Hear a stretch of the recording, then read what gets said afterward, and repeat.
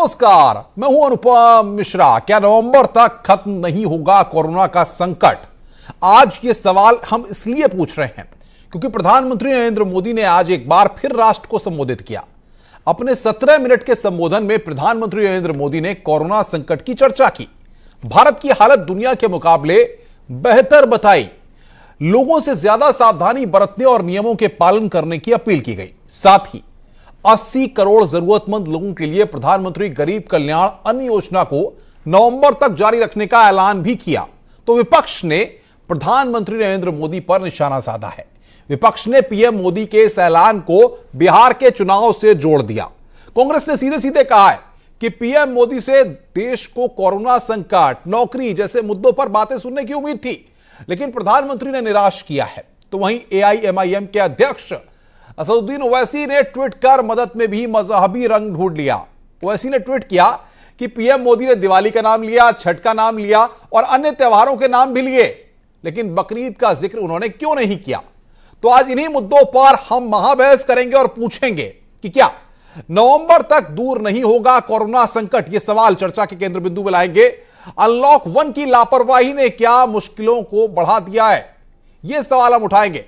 गरीबों की मदद कांग्रेस के लिए क्या चुनावी चाल है, और ओवैसी को मदद में भी मजहब दिखता है, यह भी सवाल हम उठाएंगे।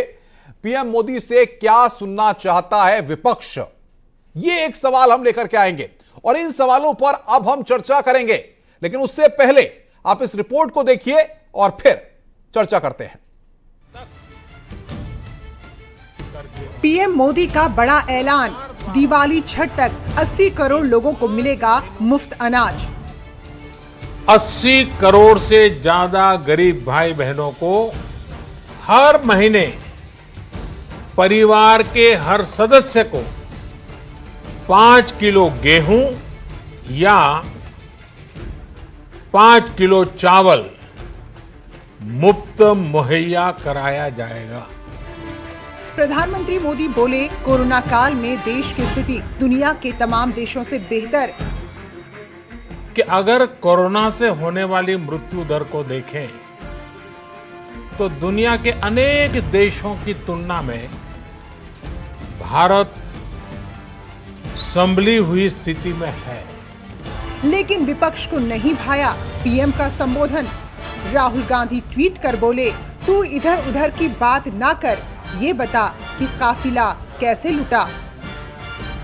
प्रधानमंत्री ने 90,000 करोड़ की प्रधानमंत्री अन्न योजना का ऐलान किया है गरीब लोगों के लिए, अच्छी बात है। लेकिन प्रधानमंत्री जी, अगर आप डीजल और पेट्रोल की कीमत कम कर देते, जो 30 और 35 रुपए से ज़्यादा नहीं हो सकती, तो गरीब लोगों को और ज़्यादा फायदा हो। इतना ही नहीं, विपक्ष पीएम के ऐलान को बिहार बंगाल के चुनाव से जोड़कर देखने लगा। ममता बनर्जी ने बगैर देर किए जून 2021 तक मुफ्त राशन का ऐलान कर दिया। तो वहीं तेजस्वी यादव बोले, कोरोना से लड़ाई के बजाय सरकार का ध्यान बिहार चुनाव पर है। यहाँ सरकार में बैठे हुए लोगों को कोरोना से लड़ना चाहिए, तो ये लोग अपनी चुनावी तैयारी कर रहे हैं। इनको चुनाव की चिंता है, ना कि लोगों की चिंता है। ओवैसी तो एक कदम आगे बढ़ गए, ट्वीट कर बोले, पीएम ने कई त्योहारों का नाम लिया, लेकिन ईद को क्यों भूल गए। यानी ओवैसी को मदद में भी मजहब दिखाई दे रहा है।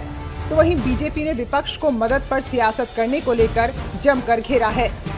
आज जिस तरह से देश में संकट है, उस संकट में लोगों की सेहत और सलामती, उसके साथ ही साथ रोजी और राशन, ये सारी चीज़ें किसी भी तरह से समाज के किसी भी हिस्से में अविश्वास का माहौल न पैदा हो, किसी तरह के कष्ट और संकट का माहौल न पैदा हो। इस संकट में उस संकट के समाधान के संकल्प से भरपूर उनका संदेश था, उनकी बात थी। साफ है, कोरोना काल में भी सियासत थमने का नाम नहीं ले रही है और पीएम के संबोधन पर छिड़ गया है महासंग्राम। Bureau report, news 18। तो इसी मुद्दे पर आज हम चर्चा करेंगे और हमारे साथ कुछ खास मेहमान जुड़ेंगे। डॉक्टर एम वली सीनियर फिजिशियन है, वो हमारे साथ फिलहाल जुड़ गए हैं इस चर्चा में, और डॉक्टर चंद्रमोहन